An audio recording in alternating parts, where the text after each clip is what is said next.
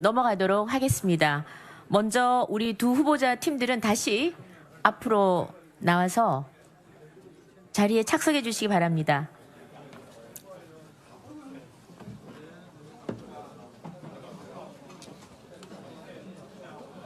자, 먼저 섹션 2는 현장 질문 총 5개입니다. 선거관리위원장님께서 먼저 추첨을 해주시고요. 답변은 후보자별로 3분씩 드리겠습니다. 질문 추첨은 선관위원장께서 해주시고 선거의 공정성을 위해 특정 후보와 관련된 지지나 비하와 관련된 질문에 대해서는 선관위 결정에 따라서 제외될 수 있음을 미리 알려드립니다. 자, 그러면 우리 선거관리위원장님 추첨 시작하겠습니다. 자, 제1질문 선택하셨습니다.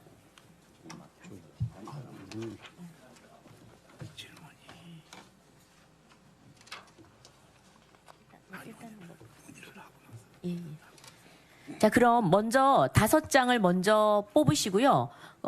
그거와 관련해서 조금 전에 말씀드린 그 특정 후보의 지지 또는 비하 질문이 아닌지 살펴보고 받겠습니다.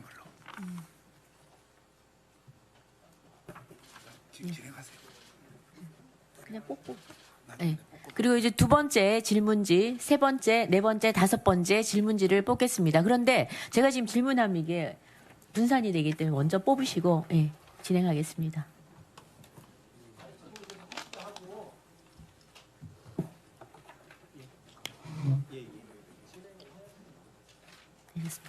자, 그럼 첫 번째 현장 질문 드리겠습니다.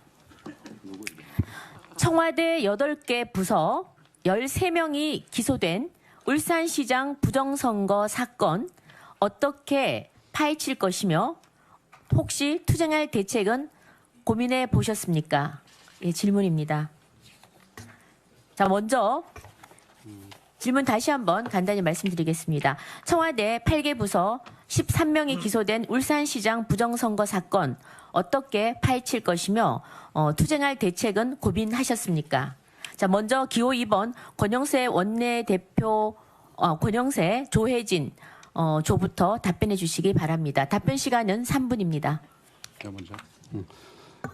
예, 아까 이거 제가 잠깐 얘기를 했던 것 같은데 이 부분에 대해서는 국정조사라든지 특검이라든지 이 모든 조치를 다 해야 된다고 생각을 합니다. 그 울산시장 선거 우리 당사자가 저 앞에 계십니다만은 그야말로 국기를 흔드는 사건이고 이게 사실이라면은 이거는 그 지난 정부에 있었던 어떤 일보다도 더 큰 일이라고 저는 생각을 합니다. 그런 점에서 이건 분명히 그냥 넘어가서는 안 되고 문제를 삼아야 되는데 이제 아까도 말씀드렸듯이 이게 우리가 다 비례대표까지 합쳐봐야 100 몇 명밖에 안 되니까 그게 과연 관찰할 수 있겠느냐 이런 의문이 드실 텐데 일단은 국정조사는 100명만 발의하면 되는 거 아니겠습니까? 그래서 일단 발의해 놓고 이 국민들도 이 부분에 대해서 우리가 내용을 잘 설명을 한다면 여론은 틀림없이 우리 편일 겁니다. 이게 아무리 지금 현 정권을 지지하는 사람들이라 하더라도 이 부분에 대해서는 그냥 덮고 지나가리라 생각을 하질 않고 분명히 뭔가 밝혀져야 된다는 생각을 하시리라고 생각을 합니다. 그런 점에서 여론을 우리가 뒤에 안을 수만 있다면은 과거 제가 지난번에 좀 전에 말씀드렸듯이 한 120석 정도밖에 안 되는 지금 여당 당시 야당이 무슨 국정조사고 특검이고 모든 거 이렇게 관철시켰듯이 우리도 충분히 관철시킬 수 있다고 생각을 합니다. 이 사건이 제대로 규명이 되고 단죄가 되지 않으면은 우리 민주주의 또 사법 정의 또 법치 이게 다 무너지고 법이 없는 세상, 권력이 마음대로 할 수 있는 세상으로 가게 됩니다. 이미 선거법을 자기들 마음대로 고치고 선관위까지 상임위원을 캠프 출신으로 앉히고 하는 등등 우리 민주사회의 기본이 되는 최소한의 금도를 마구 밟고 어기고 하는 정권의 폭주 행태를 우리가 보고 있는데 그 중에 하나가 또 이 시금석이 이 사건이 어떻게 처리되는가 하는 겁니다. 검찰이나 법원의 처리 과정을 지켜봐야 되겠지만 우리 자체적으로도 우리 의원님이 우리 당이 당사자이기 때문에 사건의 실체를 우리 자체적으로 최대한 정확하게 규명을 해놓고 거기에 어긋나게 검찰이나 법원이 가게 되면은 그에 대해서는 국민의 상식과 더불어서 투쟁할 방법이 저는 충분히 있다고 생각합니다. 네, 시간이 20초 남았지만 마무리된 거죠? 예, 마무리하시고 다음은 기호 1번 주호영 이종배 후보의 답변을 듣겠습니다. 저는 이 사건의 가장 큰 피해자인 우리 김기현 전 시장이 앞에 앉아 계시는데요. 대명천지의 민주주의, 법치주의 파괴 사건이다. 그렇게 생각을 합니다.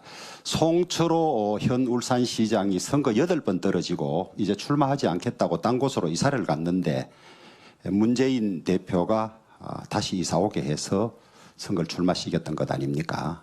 그 다음에 황운하 지금 경찰 신분을 가지고도 국회의원도 당선돼 들어와 있고 한 그런 상황인데 공천 발표되는 날 시장실 압수수색하고 그 다음에 청와대 8개 부서가 총동원돼서 불법한 것으로 지금 재판을 받고 있지 않습니까? 문제는 청와대 8개 부서를 움직일 수 있는 사람은 비서실장과 대통령밖에 없습니다. 이 메모에 의하면 임종석 실장이 말하기를 대통령이 직접 출마를 권유하기가 면목이 없어서 자기가 대신 이야기하는 걸로 그렇게 됐습니다. 그러면 논리적 추론에 의하면 대통령이 비서실장에게 내가 직접 이야기하기 뭐하니 당신이 이야기하세요. 이런 것 아니겠습니까? 그러니까 결국 비서실장 대통령이 울산시장 선거 공작에 개입한 사건이다. 저는 이렇게 보고 있습니다. 그러다 보니 그 관련이 드러나면 정말 정권이 무너질 그런 일이니까 물불을 가리지 않고 막고 있는 거지요. 수사하는 윤석열 그 참모들 다 쫓아내고 압박을 가하고 그 다음에 이 청와대 압수수색 영장이 6번인가 들어갔는데 전부 집행 거부됐습니다. 군사시설 집행 거부할 수 있는데 일반 비서실은 군사시설이 아니고 그 이전 정권에도 이것이 다 제출하고 했던 그런 과정이 있는데 이것은 그야말로 아킬레스건이고 정권이 무너질 일이니까 물불을 가리지 않고 막고 있는 거죠. 다행스러운 것은 자살했던 전 청와대 행정관, 검찰에서 파견됐던 행정관의 휴대폰, 아이폰의 패스워드가 풀렸다 그러니까 거기에 무슨 내용이 있는지 모르겠습니다만은 일단은 그 풀린 아이폰에서 어떤 자료들이 있는지 검찰이 제대로 해주면 좋겠고 그것이 아니라면 진실을 영원히 가둘 수는 없습니다. 퇴임 이후에라도 이 문제가 어떤 방식으로든지 반드시 돼야 될 텐데 저는 이것을 막기 위해서 공수처도 만들고 윤석열도 협박하고 이렇다고 보고 이 사건을 국정조사든 특검이든 어떻게 해결하느냐가 우리나라 민주주의, 법치주의로 가느냐 전체주의 불법국가로 가느냐의 관건이라고 생각해서 전 당력을 동원하고 전 국민들의 여론을 환기시켜야 될 그런 과제라고 생각하고 있습니다. 네, 우리 당에서도 좀 당력을 총력 기울여야 된다고 생각하고 우리 정책위에서도 TF 우리 원내에서도 TF를 네, 아쉽지만 첫 번째 질문 마쳤습니다. 예, 즉석에서 하는 질문임에도 불구하고 답변 잘 들었습니다. 두 번째 질문입니다. 2020년 대한민국 국민 중 중위소득은 얼마나 되는 걸로 알고 있습니까? 이 소득이 본인의 생활, 자녀 양육, 노후 대비에 충분하다고 생각합니까? 만약 부족하다면 그 보전 방법은 무엇인가요? 2020년 국민 중 중위소득 얼마냐? 충분하냐? 부족하다면 보전 방법은 뭐냐라는 그런 질문이었습니다. 먼저 기호 1번 주호영 이종배 후보의 답변을 듣겠습니다. 네, 어려운 문제네요. 그죠?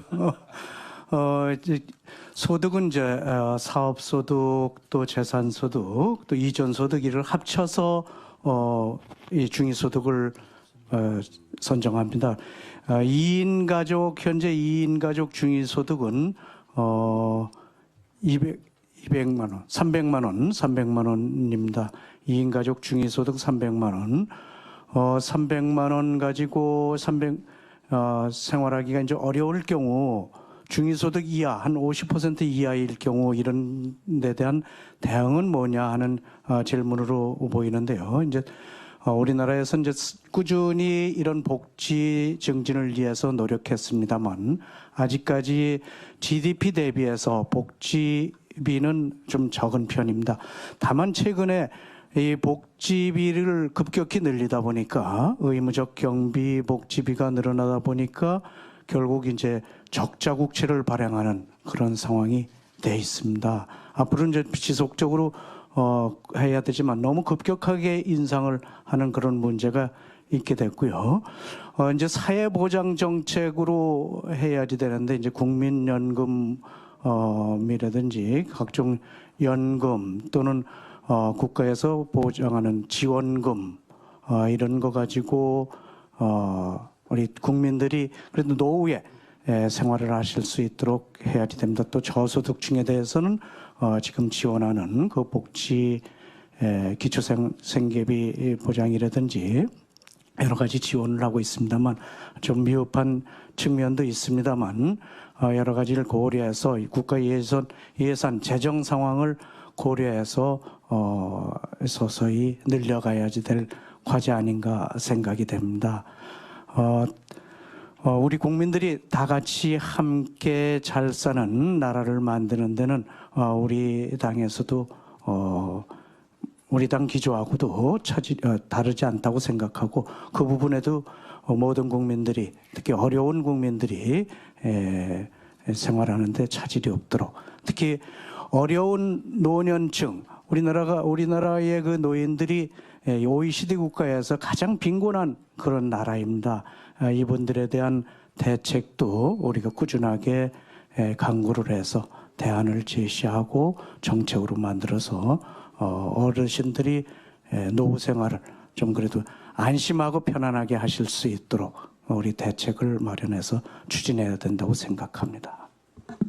이 평소 실력 전문성을 테스트하는 기습 질문이었는데 우리 정책위 의장 후보가 제대로 답변했는지 모르겠습니다. 네. 그럼 다음은 기호 2번 권영세 조혜진 후보 답변해 주시기 바랍니다. 우리 편에서도 그러면은 조혜진 정책위장 후보가 답을 하도록 하겠습니다. 예, 제가 TV 토론에 많이 나가봤지만 이런 주제는 못 다뤄봐가지고 그러니까 제가 아는 아주 기초적인 지식만 가지고 말씀드리면은 현재 기준으로는 중위소득이 5인 가구별로 다르지만은 이종배 의원님 말씀하신 것처럼 5인 가구는 한 566만 원 정도로 돼 있는 걸 봤습니다.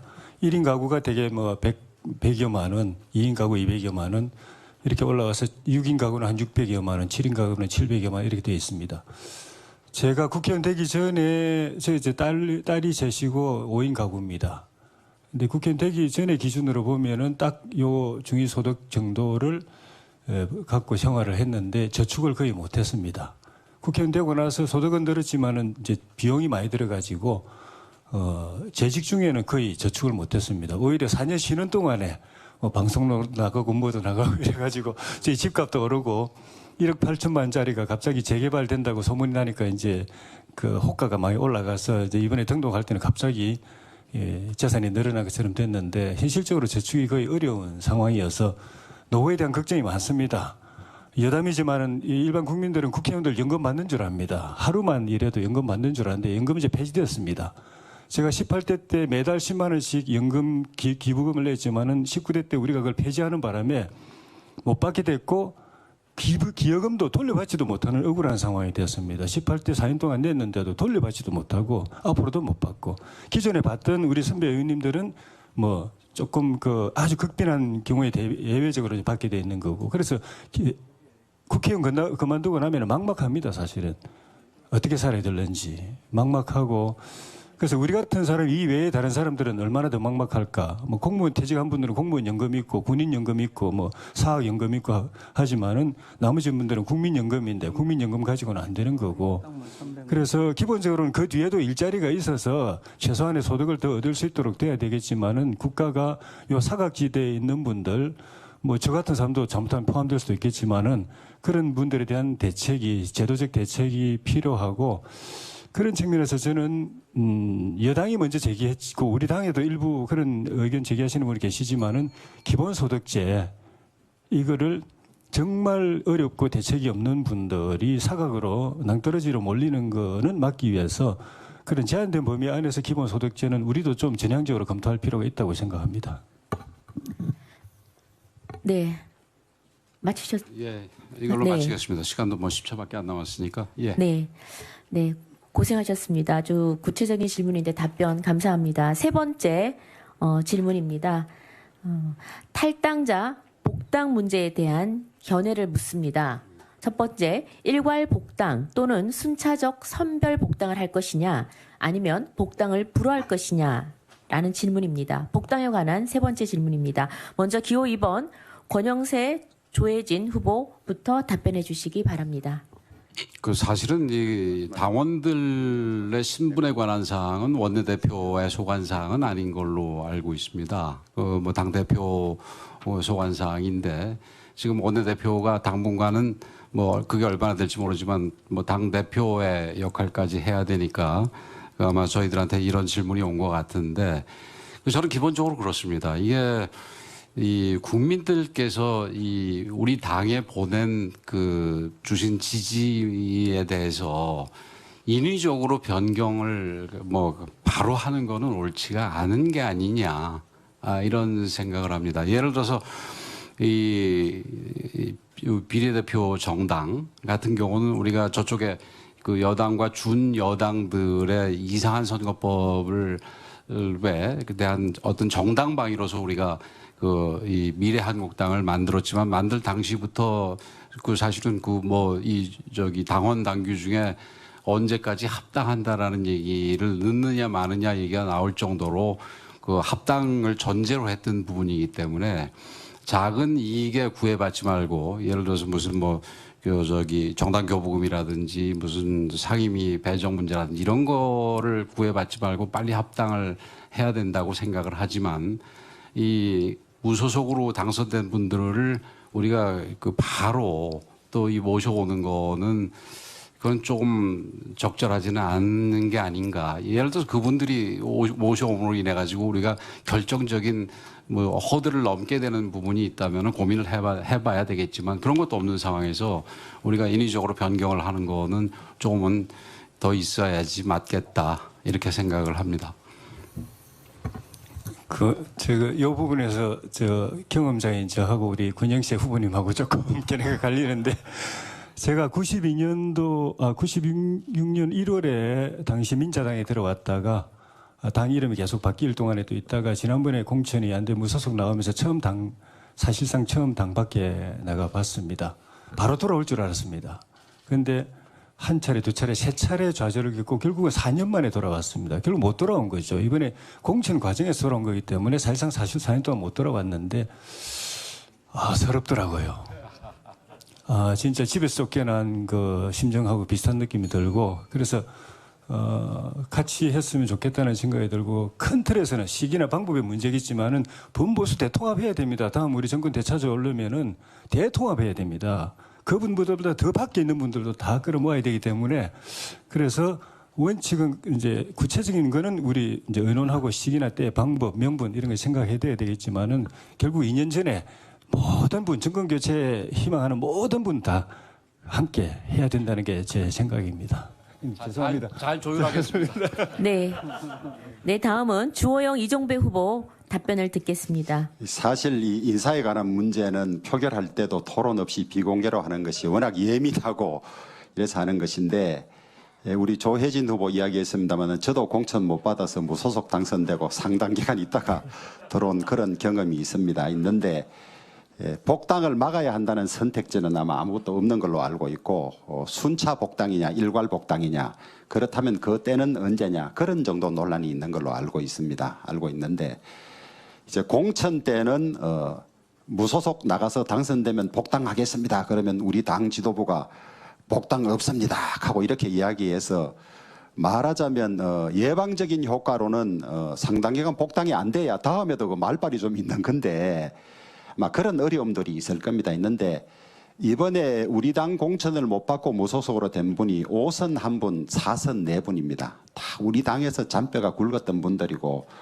우리 당을 무소속이지만은 우리 당을 자신들의 당이라고 생각하는 그런 분들입니다. 저는 복당하는 게 바람직하다고 봅니다. 다만 복당을 반대하는 의견 중에는 당의 공천 결정을 승복하지 않고 나간 해당 행위를 금방 복당하면 앞으로 기강을 어떻게 잡을 것이냐 그런 문제가 하나 남아있고 그다음에 두 번째는 복당이 당의 분열 요소로 작용할 가능성을 걱정하는 분들이 많은 걸로 알고 있습니다.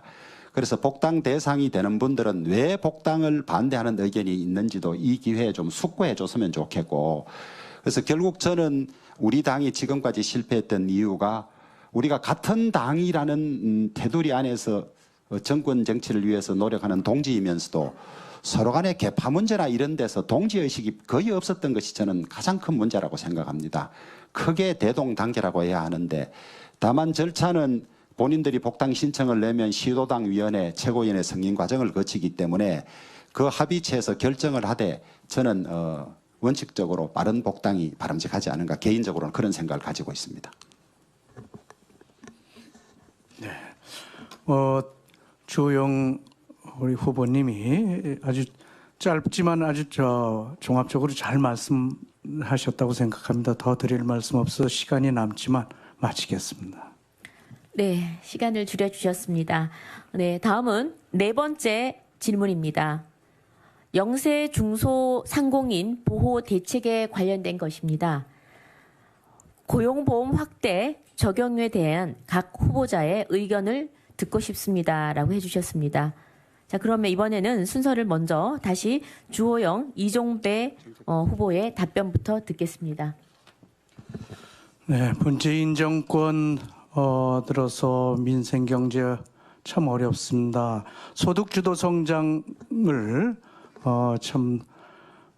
교과서에도 없고 이런 이론도 없는데 소득주도 성장을 국민을 대상으로 해서 실험을 하다 보니까 최저임금 급격히 올렸죠. 또 주 52시간제 해제, 주 52시간제 급속하게 도입했죠.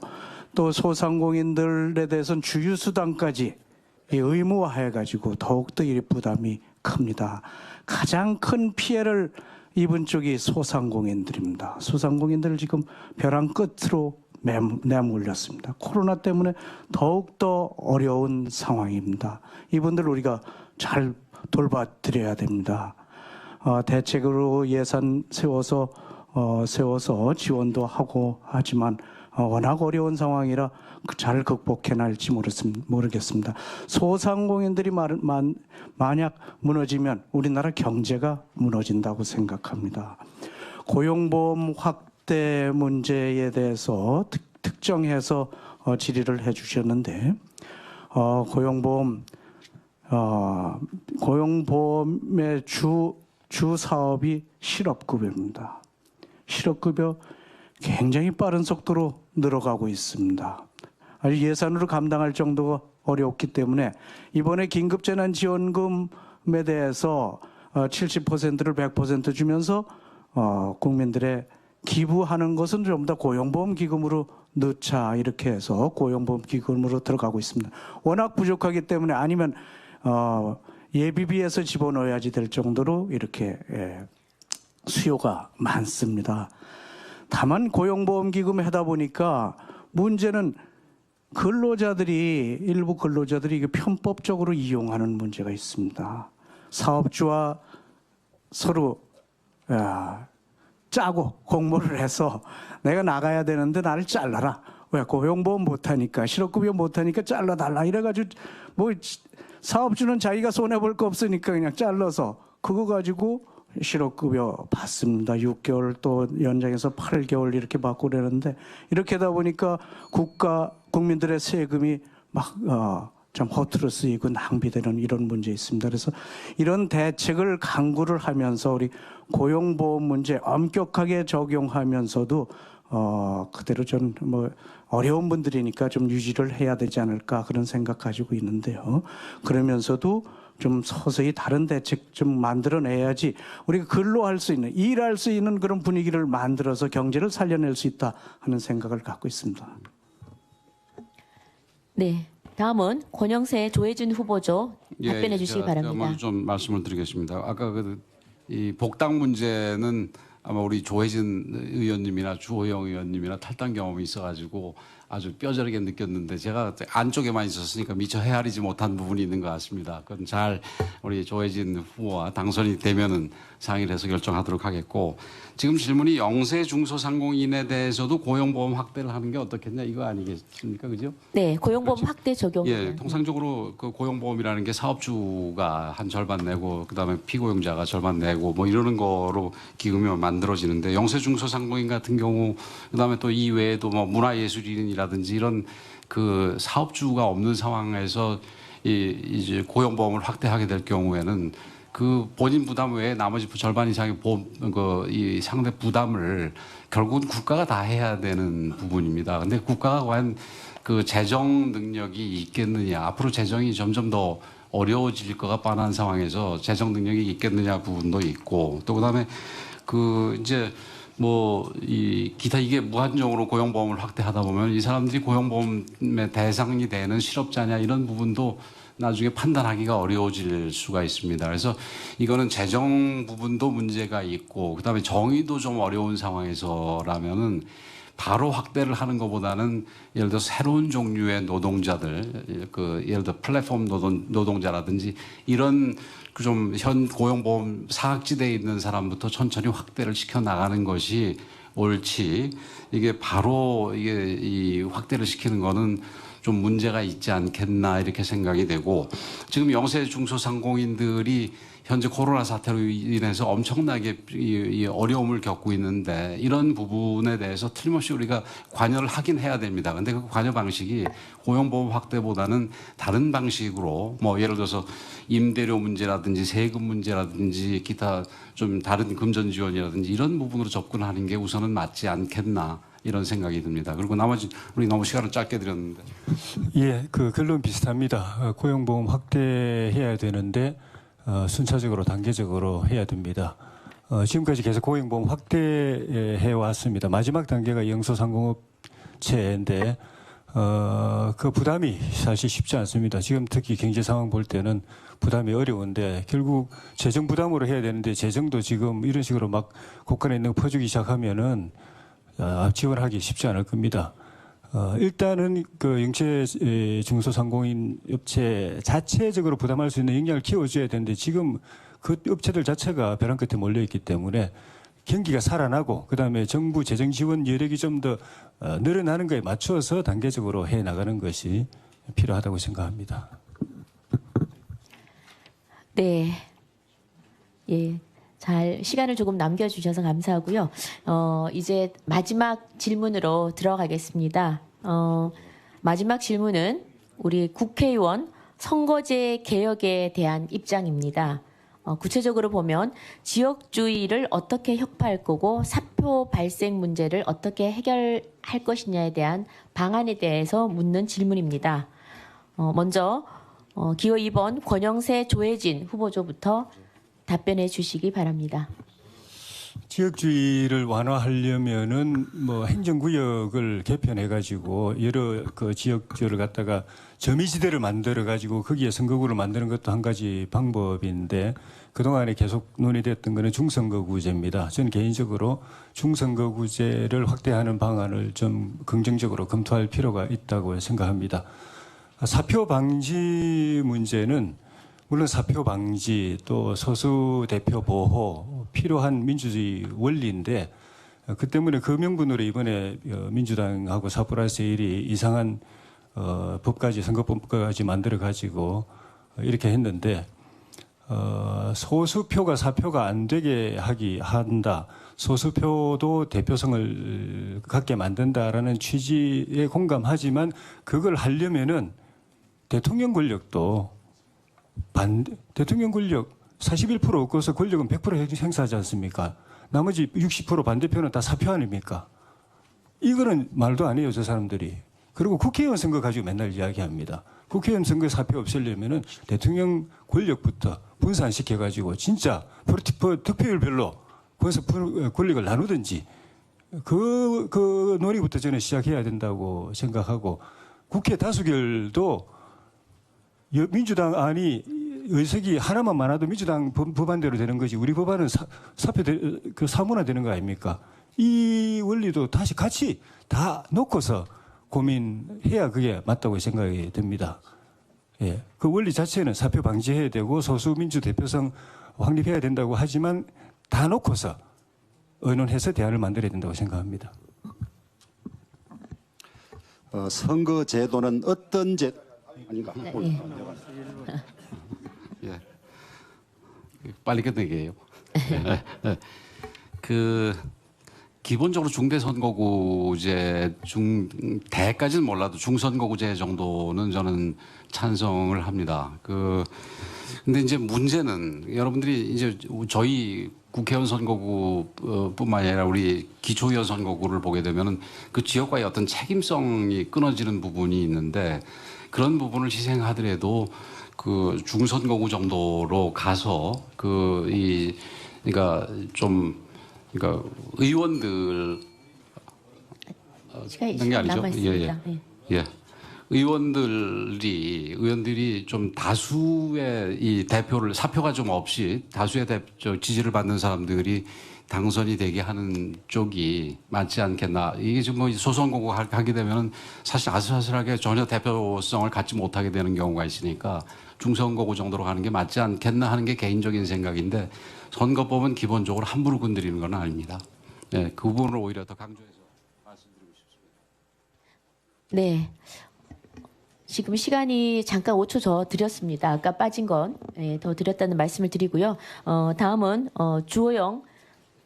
주호영 이종배 후보조 답변 듣겠습니다. 선거 제도는 어떤 제도든 일장일단이 다 있기 때문에 지고지선한 제도는 있을 수가 없습니다. 지금 이번 우리 소선거구제 하에서 8.4% 차이에 179석 103석 나왔지 않습니까? 그래서 이것을 보완하기 위해서 나온 것이 이제 연동형 비례대표제였는데 제도가 완벽하지 못하기 때문에 이런 어떤 기형적인 제도가 나왔는데요. 제 개인적으로는 비례대표와 지역구 비율을 반반으로 하는 제도의 배합이 바람직하다고 생각하고 있습니다. 그 대신에 비례대표제는 당내 민주주의, 그다음에 당내 절차 투명성이 확보돼서 한두 사람의 공천에 따라서 좌우되는 것이 아니라 민주적 절차를 거쳐서 비례대표가 선정되는 그런 과정이 필수적으로 전제돼야 할 것 같고요. 그다음에 지역구는 지금 소선거구제도 괜찮고 중선거구제, 대선거구제는 사실 우리 실정에 맞지 않고요. 중선거구제 배합도 괜찮다고 생각을 합니다만은 이 소선거구제에서 나오는 사표가 중선거구제에서도 역시 투표 가치의 등가성 문제가 있습니다. 두 사람이 되면 한 사람은 8만 표, 한 사람은 4만 표에서도 될 수 있기 때문에 선거제도는 그때의 상황에 따라서 결단으로 선택할 문제이고 사표를 가급적 줄이고 부작용을 줄이는 쪽으로 제도를 만드는 것이 바람직하지 특정 지고지선한 제도는 없다고 그렇게 보고 있습니다. 네, 이번 공직선거법 이게 참 잘못된 악법에서 이번에 선거를 치르게 됐습니다. 그래서 지난해 이 공직선거법 잘못됐다, 준연동형제가 잘못된 것이다 해서 우리가 패스트트랙 반대했고 이렇게 되면 다른 나라의 예를 보듯이 비례당 만들 수밖에 없고 그러면 나중에 다시 고쳐져야지 된다 이런 얘기까지 우리가 했는데도 불구하고 이 정의당 또 더불어민주당에서 이렇게 강하게 주장해서 좀 누더기 악법이 만들어졌습니다. 이 법에 대해서는 그쪽에서도 잘못됐다 생각하고 있고 그래서 바꿔야 된다고 지금 얘기들이 나오지 않을까 생각됩니다. 이 기회에 여러분들 같이 한번 다시 한번 이 선거법 어떻게 가는 것이 좋을까 충분히 우리가 좀 토론하고 총의를 모아서 선거법 제도를 다시 고쳐야 되겠다는 생각을 가지고 있습니다. 말씀하신 뭐 지역주의 문제, 사표 방지 문제, 이 선거법 얘기 나오면 늘 이게 기본적으로 따라 나왔던 얘기니까 그런 과정에서 이런 문제들도 종합적으로 조감적으로 우리가 논의할 수 있을 것으로 생각합니다. 네, 수고하셨습니다. 네, 지금까지 현장 질문에서 다양한 주제를 가지고 네 분의 후보자들의 그 의견을 저희가 잘 청취했습니다. 이상으로 현장 질문은 모두 마치도록 하겠습니다. 자, 이제 마지막으로 달려갑니다. 마지막으로 마무리 발언을 하겠습니다. 먼저 원내대표 후보자들께서 하신 후에 정책위 의장 후보자 순서로 하겠습니다. 발언은 토론석에 앉으신 채로 해주시고 시간은 원내대표 후보자 5분, 정책위 의장 후보자 3분으로 마무리 발언을 진행하겠습니다. 앞의 진행과 마찬가지로 타이머를 통해 시간을 확인하시고 발언 시간이 지나면 신호음과 함께 마이크가 꺼집니다.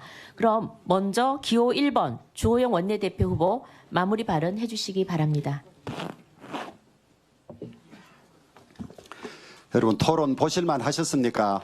예. 저는 우리가 가장 해결해야 할 문제가 패배의식의 극복이라고 생각하고 있습니다. 우리는 처참한 패배에서 다시 일어섰던 그런 소중한 경험을 가지고 있습니다. 실패한 조직은 기본으로 돌아가면 됩니다. 모든 분야에서 기본을 가지고 조직, 정책, 인물 발굴, 선거 준비, 홍보, 당원 교육 기본부터 차례대로 하면 저는 기회가 올 것이라고 그렇게 생각을 합니다. 그 다음에 저희들이 실패한 가장 중요한 원인 중에 하나는 우리 합의체의 의사결정을 제때 제대로 끌어낼 수 없는 이런 풍토입니다. 우리는 한 가지 사안을 두고 늘 끝까지 대립하고 당내에서 승복하지 않고 국민들 눈에 그것이 개파로 갈라져서 싸우는 그런 모양새를 보여왔습니다.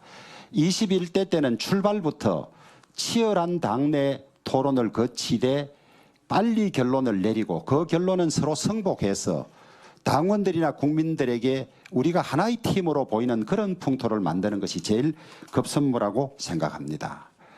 국민들께서 도대체 저 당은 우리가 어려울 때 어디에 있었느냐 이런 소리를 듣고는 절대 집권할 수 없습니다. 국민들의 슬픔과 기쁨을 함께하는 정당이고 구성원이라는 그런 인정을 받을 때까지 한 분 한 분이 최선을 다했으면 좋겠습니다. 저는 위기의 순간에 늘 스톡데일 장군 리더십을 떠올립니다.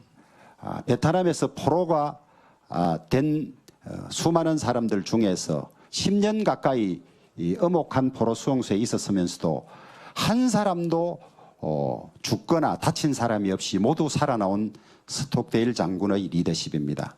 장기적으로는 성공한다는 희망을 반드시 가지되 그냥 막연한 낙관이 아니라 냉혹한 현실을 인정하고 그 목표 달성하기 위한 처절하고 집요한 노력을 같이 할 때만 다 살아날 수 있습니다. 저는 우리 구성원 한 분 한 분이 모두 스톡데일 장군의 리더십을 익히고 지금 어려운 거는 철저히 인식하고 최선을 다하되 우리는 반드시 성공할 수 있다는 그런 확신을 가질 때 2년 뒤에 집권도 가능하고 우리가 승리할 수 있을 것이라고 확신하고 있습니다.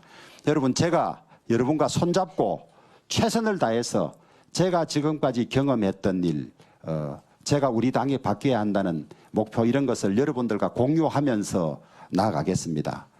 저와 우리 이종배 후보에게 기회를 주시면 여러분 과연 21대 첫 원내대표 우리가 잘 뽑았다는 그런 평가가 나올 수 있도록 최선을 다하겠습니다. 여러분 꼭 도와주시기를 부탁드립니다. 감사합니다.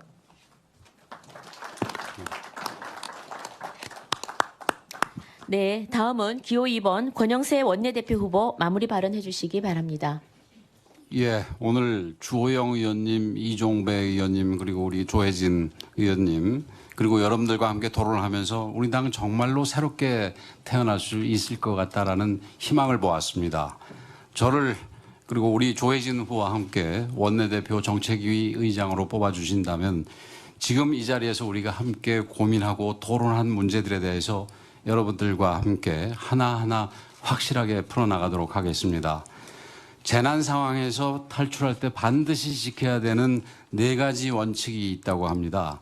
첫째, 신속하게 움직이되 무작정 뛰지 말아라. 둘째, 아무리 급해도 앞사람 밀지 말아라. 셋째, 불필요한 말을 하지 말아라. 넷째, 무슨 일이 있어도 되돌아가지는 말아라. 이 네 가지입니다. 지금 우리에게 닥친 상황도 재난 상황과 크게 다르지 않습니다. 위기를 슬기롭게 극복하고 당을 재건하기 위해서는 우리에게도 이와 비슷한 4대 원칙이 필요합니다. 첫째, 방향 없이 무조건 뛰어서는 안 됩니다. 우리 당은 위기를 맞을 때마다 급조된 대증요법을 통해서 상황만 모면하려는 경우가 많았습니다. 그러다 보니 늘 부작용이 속출했고 당이 더 깊은 수렁으로 빠지는 경우도 많았습니다. 이번에는 확실히 달라져야 합니다. 속도감 있게 위기 대응 방안을 추진하되 근본적이고 지속 가능한 대책을 만들어야 합니다. 제가 원내대표가 되면 여러분들과 머리를 맞대고 가치와 정책의 지향부터 새롭게 세우겠습니다. 위기 극복의 중추가 될 재건과 혁신 특위를 구성해서 완벽한 체질 개선을 이뤄내겠습니다. 둘째, 위기를 함께 이겨내는 통합의 정신이 필요합니다. 우리는 운명 공동체입니다. 나 혼자 살겠다고 앞사람을 넘어뜨려서도 안 되지만 당도 의원님들의 고초를 외면해서는 안 됩니다. 권영세의 원칙은 전체를 위한 하나가 아니라 하나를 위한 전체입니다. 당론을 무조건 밀어붙이는 것이 통합이 될 수가 없습니다. 당론이 모아질 때까지 한 분 한 분의 생각을 듣는 것이 진정한 통합의 길이라고 생각합니다. 당을 위한 희생과 헌신을 강요하는 리더십도 버릴 생각입니다. 당원과 국민을 위해서 당과 국가가 무슨 일을 해야 할지 먼저 고민하고 이를 실천하는 새로운 리더십이 통합을 만들어낼 것입니다. 투명하고 공정한 인사로 당의 역량을 극대화하고 수평적이고 민주적인 의사결정 구조를 구축해서 당의 힘을 하나로 단단하게 모아내겠습니다. 셋째, 우리 정치 언어도 바뀌어야 합니다. 폭력적 언어보다도 현명하고 품격 있는 비판이 더 아픈 법입니다. 여당과 청와대의 폭주를 막아내기 위해서도 자극적인 비난이 아니라 국민이 공감하는 합리적인 대안 제시가 우선입니다. 국민의 신뢰를 무너뜨리고 당의 혁신 동력을 떨어뜨리는 잘못된 여의도식 화법은 저부터 앞장서서 고치겠습니다. 정책과 대안을 정치 언어의 최우선에 두겠습니다. 사회적 네트워크를 확대하고 국민 참여의 틀을 만들면 우리의 언어를 새롭게 할 수 있을 것입니다. 마지막으로 저와 여러분이 함께 약속해야 할 것은 어떤 일이 있어도 과거로 돌아가지 말자는 것입니다. 땅 문서 두고 왔다고 해서 불난 집에 다시 들어갈 수는 없습니다. 기득권을 내려놓는 일부터 출발합시다. 유통기한 이미 다 지난 낡은 투쟁 방식도 버려야 합니다. 우리가 하나하나 변화와 혁신을 실천해 나가면 국민도 우리 편을 들어주실 것입니다. 미래통합당, 이기는 정당으로 다시 태어날 것입니다. 사랑하는 동지 여러분, 저희 8년 공백을 약점이라고 지적하는 분들도 있습니다만은 저는 그것이 오히려 강점이라고 누누이 말씀드렸습니다. 국민과 부대끼면서 국민이 원하는 정치가 무엇인지를 제 맨살로 느꼈습니다. 우리 당의 모습을 객관적으로 바라보면서 대안을 공부하며 보낸 시간이었습니다. 경험과 경륜은 사선이지만 당과 나라에 대한 저희 생각은 여기 계신 초선 의원님들과 같이 신선하다고 자부합니다. 당 재건과 국가적 위기 극복에 분수령이 될 1년 저 권영세와 조혜진에게 맡겨주십시오. 무엇을 기대하시든 그 기대 이상의 성과로 보답하겠습니다. 감사합니다.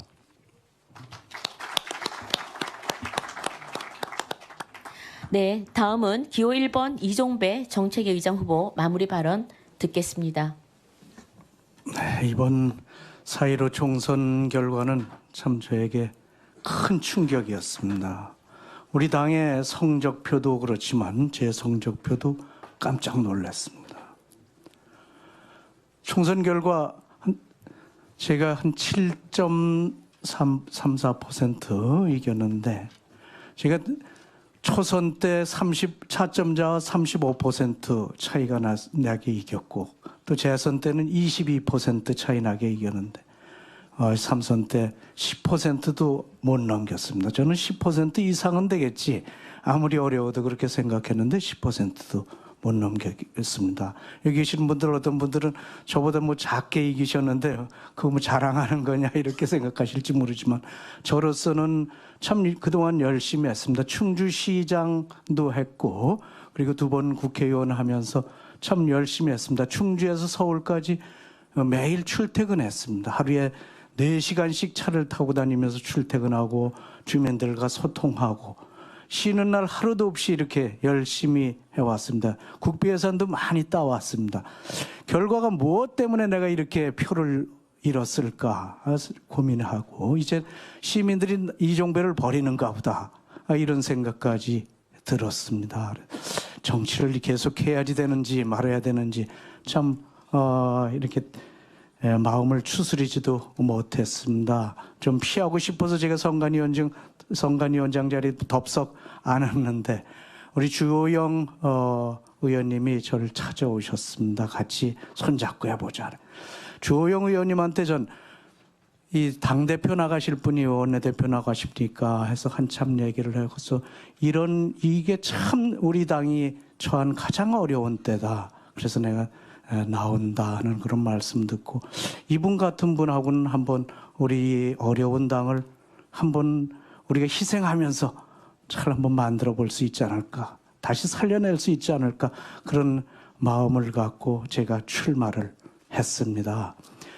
주호영 의원님 대인관계도 좋으시고 원만한 인격, 훌륭한 인격 가지고 계시는데 이런 분과 또 협상 또 많은 경험 가지고 계시고 리더십 좋고 저 이종배 정책 전문가 또 예산도 잘하는 그런 전문가이니까 같이 손을 잡으면 이런 난국을 헤쳐날 수 있지 않을까. 다시 우리 당을 살려내는 밑거름이 될 수 있겠다 하는 그런 생각을 하고 있습니다. 아무쪼록 저희 기호 1번 우리 주호영, 이종배죠. 여러분 손잡아 주시고 같이 우리 당 다시 살려냅시다. 감사합니다. 네, 마지막으로 기호 2번 조혜진 정책위 의장 후보 마무리 발언해 주시기 바랍니다. 예, 84석의 우리 당이 120석 여당과 협상할 수 있는 힘은 국민의 지지밖에 없습니다. 저는 이슈마다 현안마다 여론의 지지를 확보해놓고 그것을 무기로 여당과 싸울 것입니다. 민심에 기초해서 정책을 만들고 민심을 설득해서 지지를 만들어내겠습니다. 저는 84분 의원님들의 정책 역량을 극대화할 것입니다. 상임위, 특위, 정조위, 소위 배분해서 의원님들의 전문성과 주특기별로 적재적소에 배치하고 가장 좋은 여건과 환경을 만들어드려서 투쟁력을 최대치로 끌어올리도록 하겠습니다.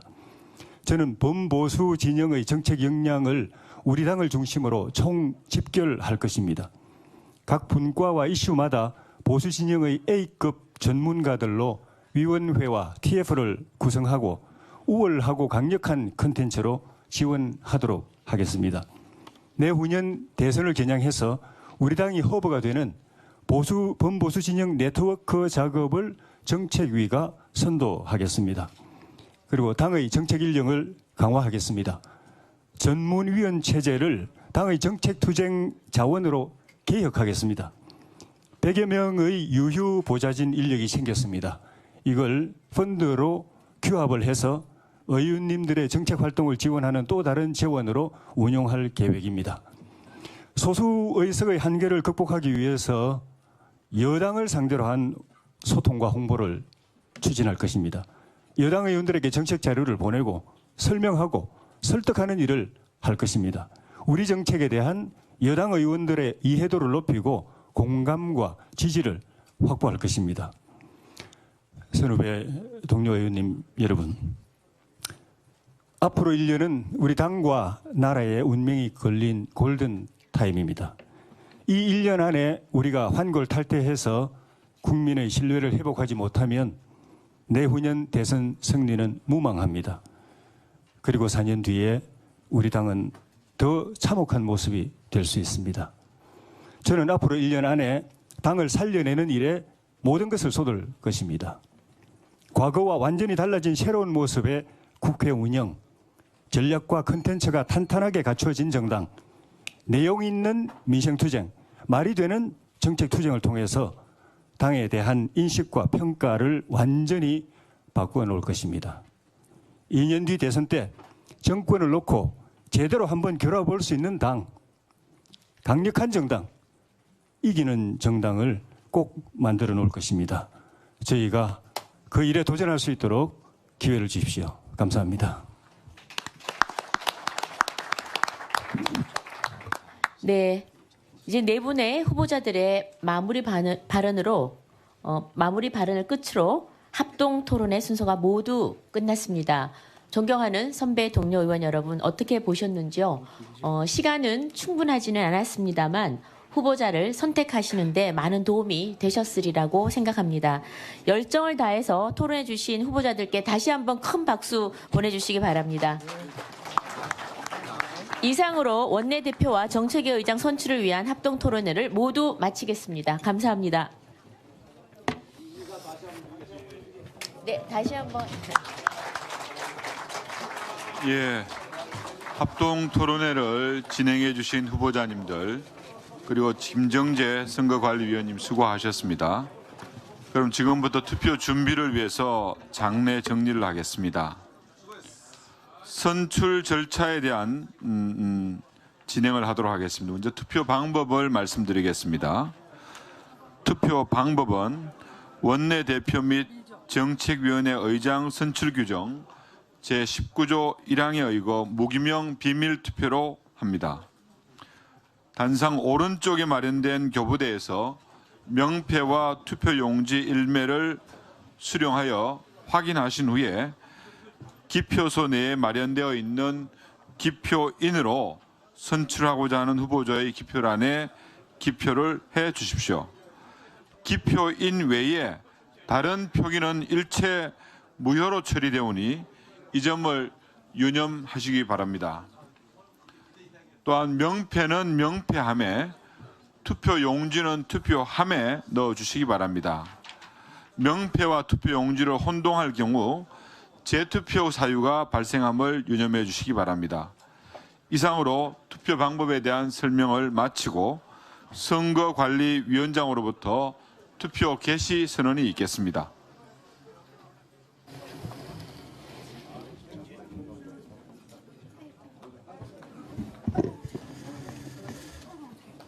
먼저 원내대표 및 정책위 의장 선출 규정 제21조에 의하면 간표위원을 두도록 되어 있습니다. 오늘은 선거의 원활한 진행을 위해 선거관리위원들이 간표위원으로 수고해 주시겠습니다. 간표위원들은 교부대 및 명패함, 투표함 앞으로 이동해 주시기 바랍니다.